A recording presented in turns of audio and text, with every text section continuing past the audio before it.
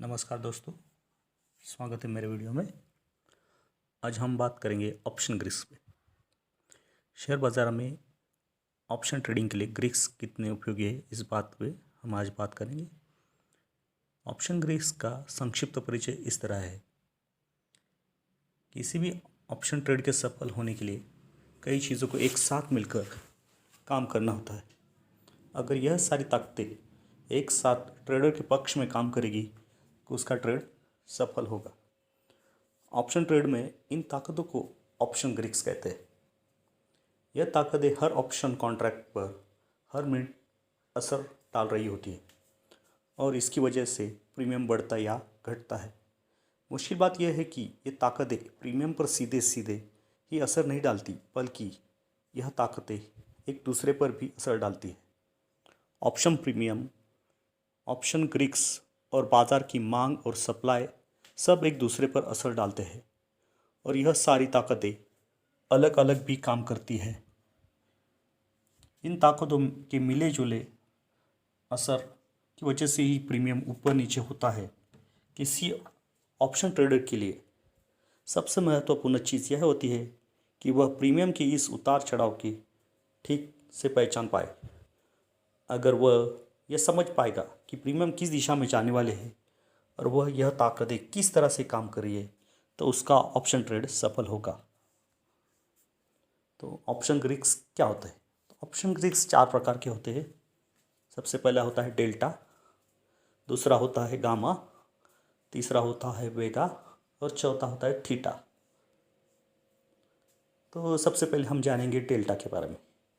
तो डेल्टा ये ऐसी चीज़ को बताता है कि ऑप्शन प्रीमियम के बदलाव की दर क्या है और वह इस पर आधारित होता है कि अंडरलाइनिंग की दिशा क्या है।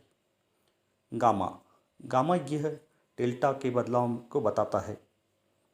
और तीसरा है वेगा वेगा ये वोलेटिलिटी के आधार पर प्रीमियम में बदलाव को बताता है।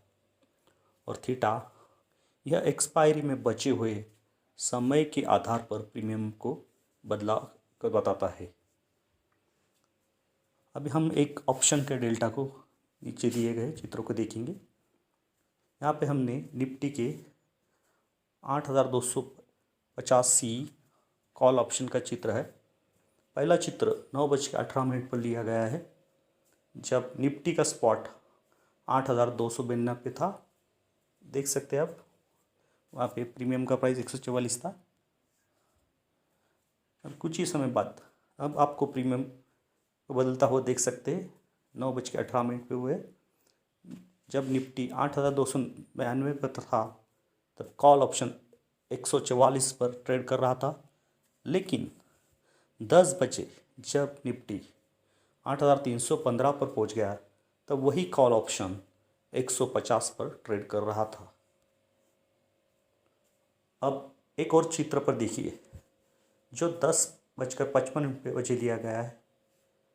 निफ्टी अब नीचे 8288 पर था और ऑप्शन का प्रीमियम भी नीचे आकर 133 पर ट्रेड कर रहा है। इससे एक चीज़ साफ है कि जब भी स्पॉट में कीमत घटती या बढ़ती है, तो उसी के साथ ऑप्शन का प्रीमियम भी बदलता रहता है। मतलब कॉल ऑप्शन का प्रीमियम स्पॉट की कीमत के साथ उठता और गिरता है। इस बात को याद रखिए और मान लीजिए कि आपका मानना है कि शाम 3 बजे तक निफ्टी 8355 पर पहुंचेगा। तो ऊपर के चित्रों से हमें यह पता चलता है कि निफ्टी प्रीमियम में बदलाव तो बिल्कुल होगा, लेकिन कितना?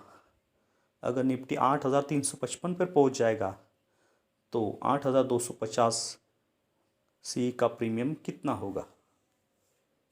यही जानने के लिए ऑप्शन का डेल्टा काम आता है।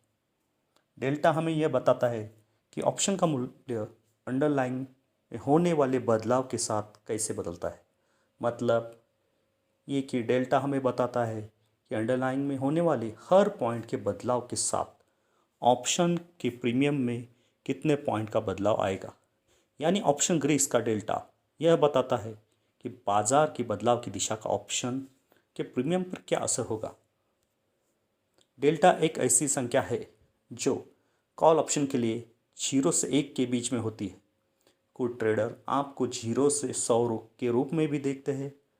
अगर आप 0 से 100 के एक पैमाने पर डेल्टा 0.55 है तो ऐसे ट्रेडर के लिए 0 से 100 के पैमाने के मुताबिक ये डेल्टा 55 होगा।